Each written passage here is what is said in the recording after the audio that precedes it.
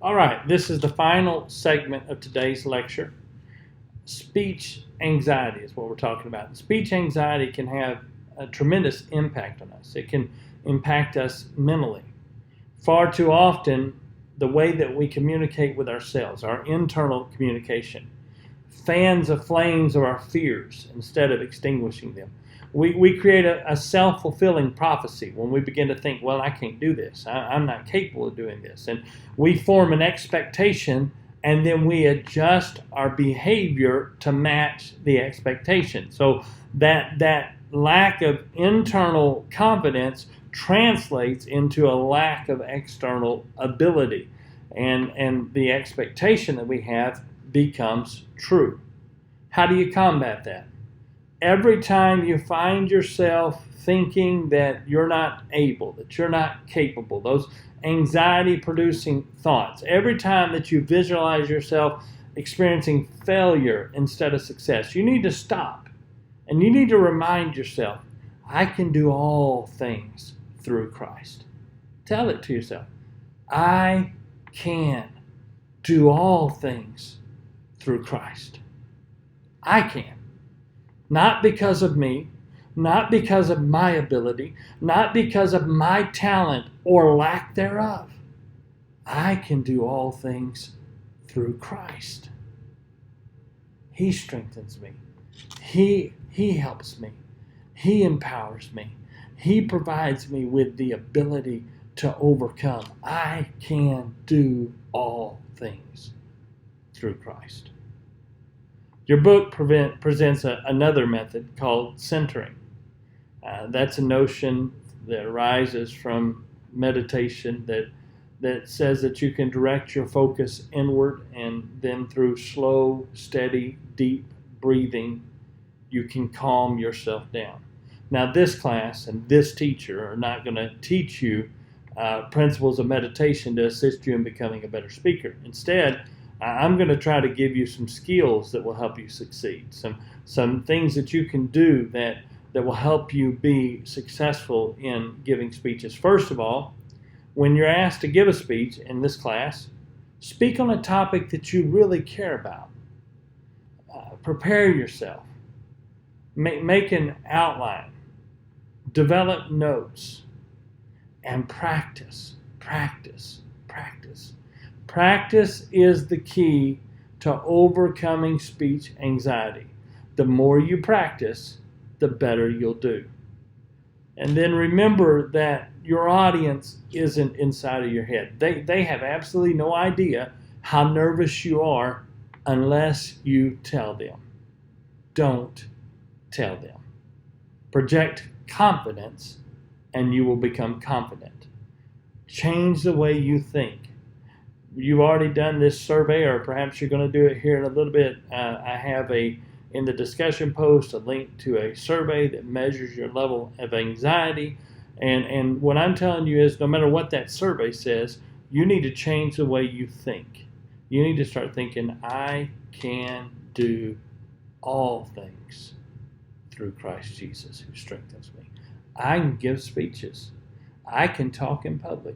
I can communicate effectively because Christ Jesus strengthens and empowers me. All right, so that wraps up this week's lecture. Of course, you're responsible for reading the book for yourself. There's information there that I haven't given to you in the lecture, and it's information that will be beneficial to you. I want to talk to you for just a moment before we quit about your assignments for this week. All assignments are due on Tuesday night by midnight, and these assignments for this week are due by this coming Tuesday night at midnight. Your first assignment is a discussion post. This week's discussion is about speaking anxiety. How much public speaking anxiety do you possess? There is a link, and if you'll follow that link, it'll take you to a personal report of public speaking anxiety, and you'll answer the questions, tally your results, and then you'll get a score. And you're to write a post where you talk about if you were surprised about your score, how have you managed public speaking anxiety in the past, all of those things. Kind of communicate about the results that you received from that survey. The second assignment is your first speech outline. Next week, you'll be asked to give your first speech in this class. And that assignment is a creative assignment. It's one of my favorite assignments that I give in this class. I want you to have a little fun with this. First of all, choose a classmate, a historical figure, or a Bible character that you will be introducing to an audience on the premise that they're about to give a speech on a topic of your choosing. So make a video that would introduce the speaker, the topic, and the speaker's qualifications to speak on that topic. The 3 points you've got to convey in this video: who the speaker is, what they're talking about, and what makes them qualified to talk about this. Now, this is your first speech for the class. I want you to relax a little, have some fun with it. You may talk about, I'm going to introduce the prophet Daniel, and he's going to give a speech about the dietary habits of lions. And he's very qualified to do this because he spent the night in the lion's den. Now, that's a really short idea, but I want your presentation to be at least 2 minutes long and no more than 4 minutes long. And you can do anybody. You can think of a historical figure, classmate, family member, your pastor. Somebody once introduced George Bailey from It's a Wonderful Life. It's your choice. You can have fun with this. The main thing here is get your feet wet and give a speech. This week, what you're asked to do is give an outline of what you're going to speak about. The outlines are intended to force you to think about the speech and start formulating it in the week before it's due, so that you don't come into the last minute and you don't even know what you're speaking about.